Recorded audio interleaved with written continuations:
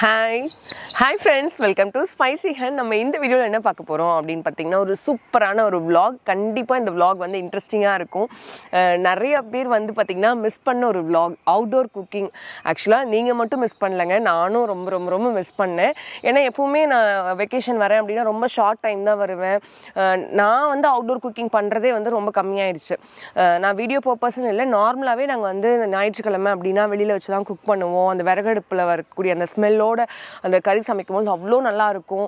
இல்லை நார்மலாக ஒரு வெஜ்ஜு சமைக்கிறோம் அப்படின்னாலுமே ஒரு வடை போடுறோம், எல்லாமே நாங்கள் வந்து அவுட்டோர் யூஸ் பண்ணுவோம். ஆனால் இப்போ வந்து பார்த்திங்கன்னா நான் அவ்வளோக்கு வந்து அவுட்டோரே யூஸ் பண்ணுறது இல்லை. நான் ரொம்ப மிஸ் பண்ணேன். இன்றைக்கி வந்து பார்த்திங்கன்னா full and full outdoor kitchen தான். அதுவும் நம்ம ஃபார்ம்லேருந்து எடுக்கக்கூடிய வெஜிடபிள்ஸ் வச்சே நான் வந்து குக் பண்ண போகிறேன். இந்த vlog வந்து கொஞ்சம் உங்களுக்கு இன்ட்ரெஸ்டிங்காக இருக்கும், வந்து நீங்கள் மிஸ் பண்ணாதீங்க. இப்போ வந்து ஃபஸ்ட்டு வந்து பார்த்திங்கன்னா வாழைக்காய் பொரியலுக்கு வாழைக்காய் வந்து கட் பண்ணலான்னு வந்தேன். மொந்தம் தார் வந்து பார்த்திங்கன்னா அப்போ பழுக்க மட்டும் நாங்கள் இந்த பழம் எடுத்துகிட்டு இருந்தோம்.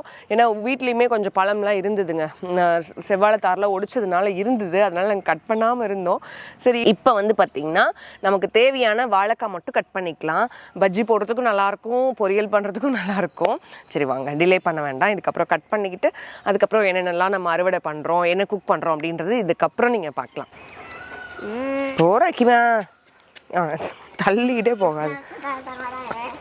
இந்த வாழை மரம் வந்து பார்த்திங்கன்னா தோப்புக்குள்ளே இடையில இருக்கக்கூடிய அந்த கொஞ்சம் கேப் இருக்கும் பாருங்கள், அதில் தான் வச்சுருக்கோம். இங்கே வந்து கொஞ்சம் தீவனம், மாட்டுக்கான தீவனம் வச்சுருக்கோம். அதுக்குள்ளே கோழி வரக்கூடாது அப்படின்னு சொல்லிட்டு இந்த மாதிரி ஒரு ஃபென்ச் மாதிரி போட்டிருக்கோம். நம்ம அறுக்க வந்து அந்த மொந்தம் தார்லேருந்து பாருங்கள், அந்த பழுத்தது எல்லாமே வந்து குருவி வந்து சாப்பிட்ருச்சு. இப்போ மீதி தான் நம்ம கட் பண்ணி எடுக்க போகிறோம். பொரியலுக்கு வந்து ஒரு 4லேருந்து ஒரு 5 காய் இருந்தால் போதுங்க. அதுக்கு தகுந்த மாதிரி மட்டும் இப்போ நம்ம கட் பண்ணி எடுத்துக்கலாம். தண்ணி ஊற்றுது, நல்லா பொடி, அது நீர் வருங்கண்ணே.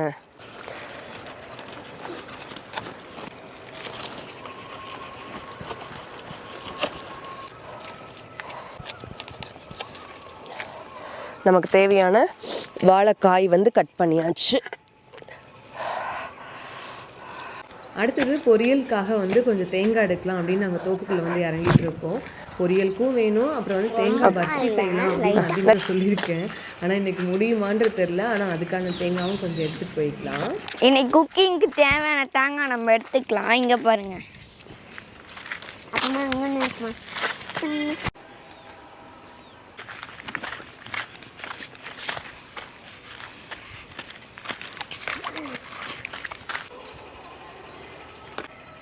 நம்மள மாதிரியே நம்மளோட அவுட்டோர் குக்கிங்கை ரொம்ப மிஸ் பண்ணுறது நதின் சுத்து. ஏன்னா சின்ன வயசுலேருந்தே அவங்க இதை பார்த்து வளர்ந்தவங்க. இப்போ ரொம்ப கேப் ஆகிடுச்சு, அவங்களும் ரொம்ப மிஸ் பண்ணுறாங்க. இன்றைக்கி வந்து ரொம்ப அவங்க உதவியாக இருந்தாங்க எல்லா விஷயங்களுக்கும். உங்களுக்கு நம்ம சேனல் பிடிச்சிருக்கு அப்படின்னா ஃபாலோ பண்ணி லைக் பண்ணிக்கோங்க. உங்கள் ஃப்ரெண்ட்ஸ் அண்ட் ஃபேமிலிக்கும் இந்த வீடியோஸ் வந்து ஷேர் பண்ணுங்கள். தோப்பில் வந்து விறகு எடுக்கலான்னு போனேன். பார்த்தா நம்ம ஆட்டுக்குட்டி சின்ன தென்னை மரங்கள்லாம் ஃபுல்லாக கடித்து தவிடு பொடி ஆக்கிட்டு இருந்தது. அது எல்லாத்தையும் வந்து மறுபடியும் வந்து கொட்டகைக்கு வந்து முடுக்கி விட்டாச்சு. இப்போ போயிட்டு நம்ம விறகு எடுத்துகிட்டு வந்து நம்ம சமைக்க ஆரம்பிச்சிடலாம்.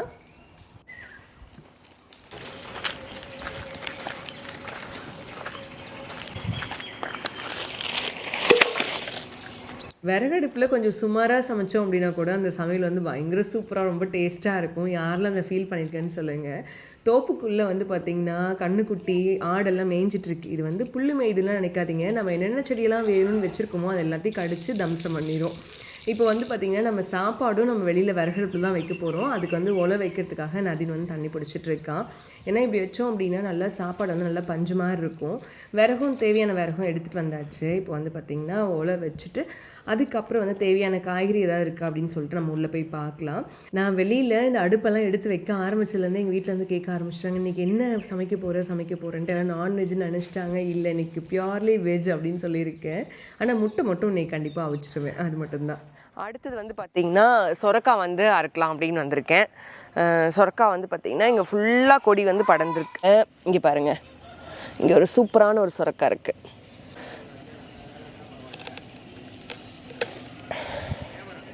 பார்க்க பெருசாக இருக்குது, ஆனால் நல்ல பிஞ்சான சொரக்காய் தான். பால் ஊற்றி கடையிறதுக்கு ரொம்ப நல்லாயிருக்கும்.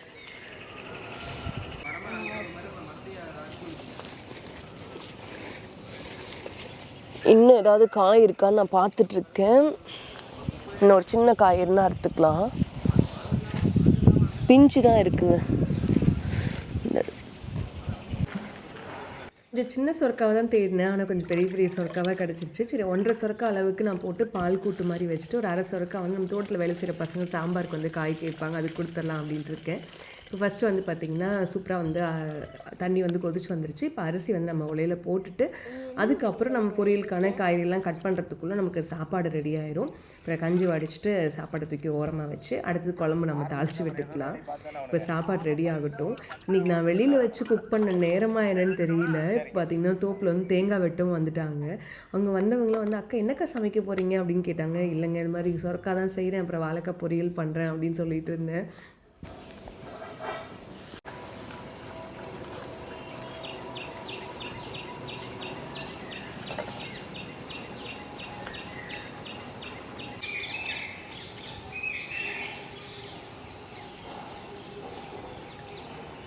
சட்டியை கரெக்டாக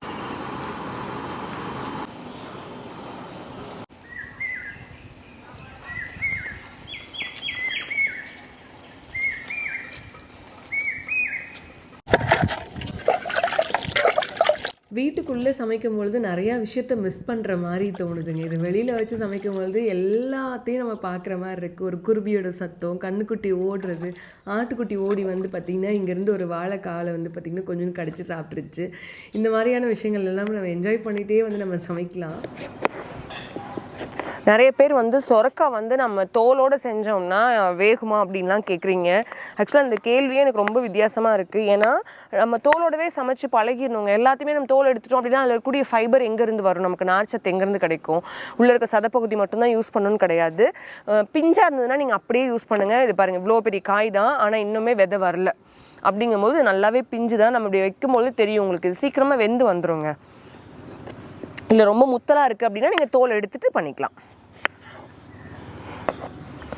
நாங்கள் வந்து முக்கால்வாசி வந்து தோல்லாம் எடுக்க மாட்டோம். எனக்கு லாஸ்ட் வீடியோவில் வந்து ஒரு ஃப்ரெண்ட் வந்து ஒரு கமெண்ட் பண்ணியிருந்தாங்க. எனக்கு வந்து 4 வருஷத்துக்கு முன்னாடி பார்த்த கௌதம் இதை எனக்கு பிடிச்சிருக்கு அப்படின்ற மாதிரி, நீங்கள் ரொம்ப மாறிட்டீங்க அப்படின்னுட்டு. கண்டிப்பாக நம்ம வந்து வாழ்க்கையில் வந்து மாறல இது எல்லாமே எது டிசைட் பண்ணோம் அப்படின்னா நம்ம வாழ்க்கையில் நம்ம கற்றுக்கூடிய லெசன், நமக்கு வரக்கூடிய கஷ்டங்கள் இதெல்லாம் தான் நம்மளை வந்து பக்குவப்பட வைக்குங்க. ஒருத்தவங்க வந்து மாறணுமா மாறக்கூடாதா அப்படின்னா அவங்ககிட்ட இருக்க அனுபவங்களை வச்சு தான் அவங்கவுங்க டிசைட் பண்ணணும். நீங்கள் வந்து 10 வருஷத்துக்கு முன்னாடி இன்னசென்ட்டாக இருந்திருப்பீங்க, அதனாலேயே நிறைய வழிகளை வந்து நீங்கள் அனுபவிச்சிருப்பீங்க. ஒரு சில இடத்துல வந்து நாம் வந்து தைரியமாக ஒரு சில முடிவுகள் எடுக்கிற மாதிரி இருக்கும். கண்டிப்பாக இல்லைனா உங்களை வந்து பார்த்திங்கன்னா தூக்கி போட்டு மிதிக்கிறவங்க மிதிச்சுக்கிட்டே தான் இருப்பாங்க. எப்போ உங்களுக்காக நீங்கள் ஸ்டாண்ட் பண்ணுறீங்களோ அப்போ கண்டிப்பாக நீங்கள் மாறி தானே ஆகணும். அதுக்காக பெரியவங்க ஒன்று சொல்கிறாங்க அப்படின்னா நான் வந்து எதிர்த்து பேசுகிறதும், இல்லை நான் வந்து வெட்டு 1 துண்டு 2ன்னா ஒரு பதில் பேசுவேன் அப்படிங்கிறது வந்து நான் தைரியம்னு சொல்லலை. எங்கே உங்களை நீங்கள் இழக்கிறீங்களோ அந்த இடத்துல நீங்கள் வந்து கொஞ்சமாச்சு எந்திரிச்சு நில்லுங்க அப்படின்னு தான் நான் சொல்லுவேன்.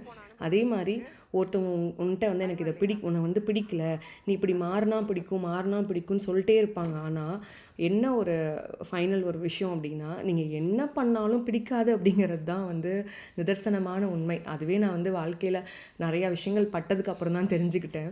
மாறணும்னு யோசிச்சுட்டே இருந்தேன். அப்புறம் ஒரு டைமில் வந்து நம்ம எதுக்காக மாறணும், நம்ம மாறினா மட்டும் இங்கே என்ன மாறப்போகுது அப்படின்ற ஒரு நிலைமை வந்ததுக்கப்புறம் ஓகே அப்படின்னு சொல்லி நான் ஸ்டாப் பண்ணிட்டேன்.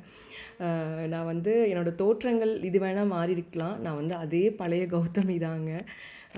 ஏன்னா நிறைய பேர்த்துக்கு இந்த மனசில் தோணியிருக்கலாம், அதுக்கான விடை வந்து நான் கொடுத்துட்டேன் அப்படின்னு நினைக்கிறேன். எப்போவுமே உங்கள் லைஃப் வந்து ரொம்ப பாசிட்டிவாக கொண்டு போங்க. நான் வந்து ரொம்ப பிலீவ் பண்ணுறது வந்து கர்மா வந்து நான் ரொம்ப பிலீவ் பண்ணுவேன். ஒருத்தவங்க வந்து உங்களுக்கு தப்பு நினைக்கிறாங்க அப்படின்னா கண்டிப்பாக உங்களுக்கு தப்பு நடக்கும் அப்படிங்கிறத நீங்கள் பிலீவ் பண்ணுங்கள்.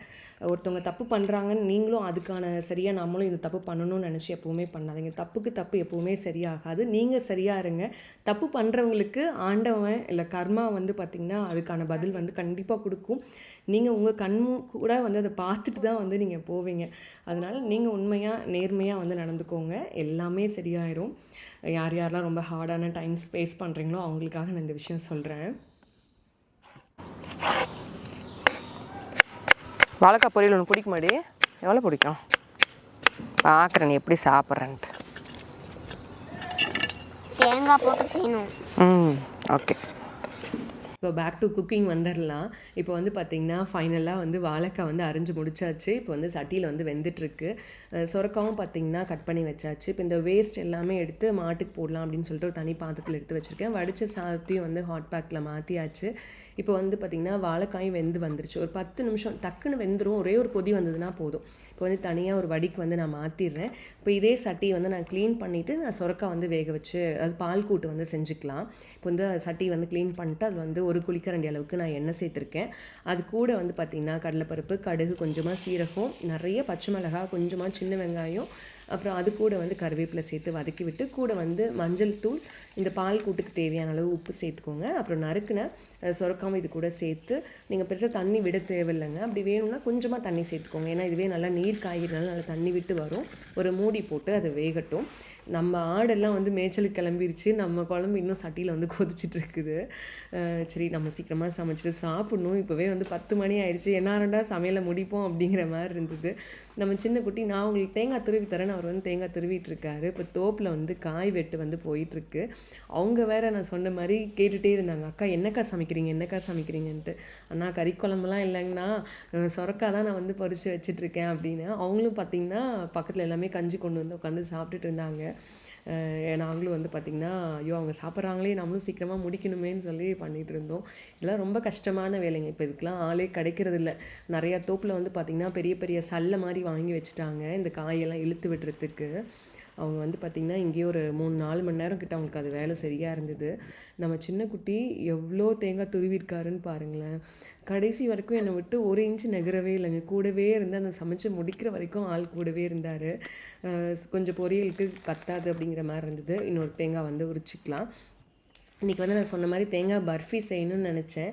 ஆனால் அதுக்கான நேரம் இல்லை. சரி இன்னொரு நாள் பண்ணிக்கலாம் அப்படின்னு சொல்லிட்டு அதை அப்படியே போஸ்ட்போன் பண்ணிட்டேன். ஏன்னா குழந்தைங்களுக்கு கொஞ்சம் சளி இருந்தது. சரி இன்றைக்கி செஞ்சோன்னா கண்டிப்பாக அவங்க சாப்பிடுவாங்க அப்படிங்கிறது தான் மெயின் ரீசனு. இன்னொரு உண்மையை நான் சொல்லணும்னு நினச்சேன். நான் நிறைய வீடியோஸில் இந்த விஷயங்கள் நான் சொல்லியும் இருக்கேன். அதாவது நீங்கள் ஒரு இன்ஃப்ளூயன்சரை நீங்கள் ஃபாலோ பண்ணுறீங்க அப்படின்னா ஒரு வேளை உங்களோட ட்ரெஸ்ஸிங் ஸ்டைலும் அவங்களோடது உங்களுக்கு ஒத்து போகுன்னா நீங்கள் அதை ஃபாலோ பண்ணிக்கோங்க. இல்லை குக்கிங்கில் அவங்களோட ரெசிபிஸ் பிடிக்குன்னா நீங்கள் ஃபாலோ பண்ணிக்கோங்க. ஆனால் அவங்க வாழ்கிற லைஃப் ஸ்டைல் அப்படியே நம்மளும் வந்து பண்ணணும் அப்படின்னு நினச்சிங்கன்னா அது வந்து கண்டிப்பாக எல்லா இடத்துலையும் நமக்கு வந்து ஒத்து போகாது. அவங்க வந்து உள்ளுக்குள்ளே எவ்வளோ விஷயங்களோ வந்து ஃபேஸ் பண்ணிகிட்டு இருக்கலாம். ஆனால் எல்லாத்தையும் வந்து அவங்க சோஷியல் மீடியாவில் சொல்ல மாட்டாங்க. அதனால் ப்ளீஸ் உங்களோட லைஃப்பை இன்னொரு இன்ஃப்ளூயன்சர் கூட தயவுசெய்து கம்பேர் பண்ணாதீங்க. அவங்க நிறையா விஷயம் லைஃப்பில் வந்து கோ த்ரூ பண்ணிட்டு தான் இருப்பாங்க. ஆனால் அவங்க சோஷியல் மீடியா அப்படிங்க வரும்பொழுது அவங்களோட ப்ளஸ்ஸை மட்டும்தான் காட்டுவாங்க. அதை மட்டும் தயவுசெய்து எல்லாருமே புரிஞ்சுக்கோங்க. சுரக்காய் சூப்பராக வெந்துருச்சு. இதுக்கப்புறம் பால் ஊற்றி கடைய வேண்டியது தான். பால் வந்து காய்ச்சின பால், காய்ச்சாத பால் எதுவாக இருந்தாலும் ஓகே. ஆனால் நீங்கள் பால் ஊற்றின உடனே ஒரே ஒரு கொதியில் இறக்கிடுங்க. இல்லைனா கொஞ்சம் திரிஞ்ச மாதிரி ஆயிடும். அதை மட்டும் நீங்கள் கவனமாக பார்த்துக்கோங்க. கொஞ்சம் காரம் ஜாஸ்தியாக இருக்கணும் இந்த பால் கூட்டுக்கு. இல்லை எனக்கு பசும்பால் இல்லை அப்படின்னா நீங்கள் தேங்காய் பால் கூட ஆட் பண்ணிக்கலாம். இதெல்லாமே அவங்கவுங்களோட விருப்பம் தான். ஆனால் டேஸ்ட் வந்து உங்களுக்கு பெருசாக மாற்றம் இருக்காது.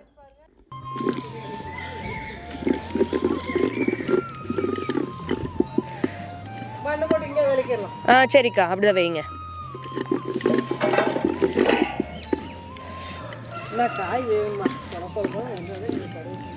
அதான்க்கா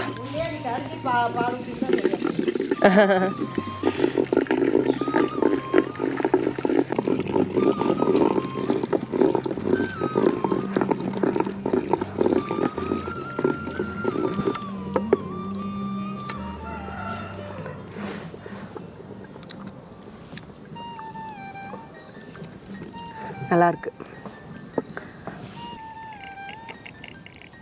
அந்த சுரக்காய் பால் கூட்டு இருக்குது பார்த்தீங்களா, நல்லா சுட சுட சாப்பாட்டுக்கு போட்டிங்க அப்படின்னா சாப்பாடு உள்ளே இழுத்துக்கிட்டே இருக்கும். இப்போ வாழைக்காய் பொரியலுக்கு ஒரு சிம்பிளான தாளிப்பு தாங்க. எண்ணெய், கடுகு, அது கூட வெங்காயம், கருவேப்பிலை, கொஞ்சமாக மட்டும் வரமிளகாய். நான் எப்பவுமே காரம் மட்டும் கொஞ்சம் கம்மியாக சேர்த்துப்பேன். ஏன்னா பொரியல் வந்து இன்டேக் கொஞ்சம் நிறைய எடுத்துக்கலாம் அப்படிங்கிறதுக்காக. நான் வாழைக்காய் வந்து வேக வைக்கும்பொழுது மஞ்சத்தூள், உப்பு சேர்த்துருந்தேன். இப்போ கொஞ்சமாக மறுபடியும் உப்பு சேர்த்துக்கிட்டேன். ஏன்னா பத்தாது, நம்ம தண்ணி வடிச்சிடும் இல்லையா. அதனால் நல்லா கலந்து விட்டதுக்கப்புறம் கடைசியாக தேங்காய் பூ சேர்த்து நல்லா மிக்ஸ் பண்ணி இறக்குனிங்கன்னா ஒரு சூப்பரான வாழைக்காய் பொரியல் வந்து ரெடி. இது நல்லா வந்து காரசாரமான ஒரு புளிக்குழம்போ இல்லை ஒரு காரசாரமான ஒரு கூட்டு இது கூடலாம் வச்சு சாப்பிட்டிங்கன்னா இது ரொம்ப நல்லாயிருக்கும். ஏன்னா இது வந்து காரம் கொஞ்சம் கம்மியாக இருக்குல்ல.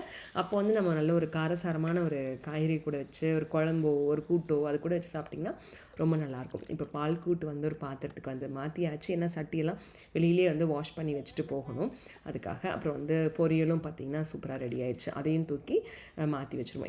எனக்கு நல்லா நினைவு இருக்குது, என் பாட்டி வந்து சமைச்சாங்கனாலும் அந்த குழம்பெல்லாம் அந்த சூட்லேயே அந்த தணல்லையே வச்சுருப்பாங்க. சாயங்காலம் வரைக்கும் பார்த்திங்கன்னா அந்த சூடு அந்த வெதுவெதுப்போடவே இருக்கும். ஏன்னா அப்போல்லாம் ஃப்ரிட்ஜ் இல்லைங்க. இந்த மாதிரி தான் அவங்க வைக்கக்கூடிய குழம்பு எல்லாமே வந்து ரொம்ப ப்ரிசர்வ்டாக வச்சுப்பாங்க. வெயில் காலத்தில் கூட கெட்டு போகாத மாதிரி வச்சுருப்பாங்க. ஒரு வழியாக தக்கி தடுமாறி குக்கிங் வந்து முடிச்சாச்சு. சரி இலையை அறுத்து போட்டு உட்காந்து சாப்பிட்றலாம் அப்படின்னு சொல்லிட்டு இலையை அறுக்கலான்னு சொல்லிட்டு வந்திருக்கேன். சித்து குட்டிக்கு சின்ன இலையாக வேணுமா, அதனால் ஒரு குட்டி இலை அறுத்தாச்சு. நமக்கு ஒரு பெரிய இலையை அறுத்துருவோம்.